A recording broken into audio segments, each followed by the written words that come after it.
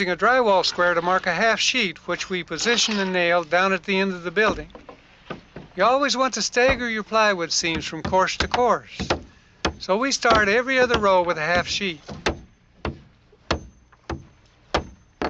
Tongue and groove plywood needs some persuasion.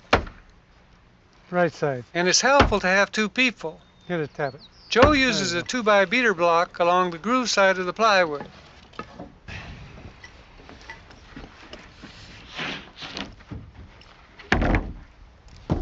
The 1/8-inch gap between the sheets can be maintained by using a nail or by eye.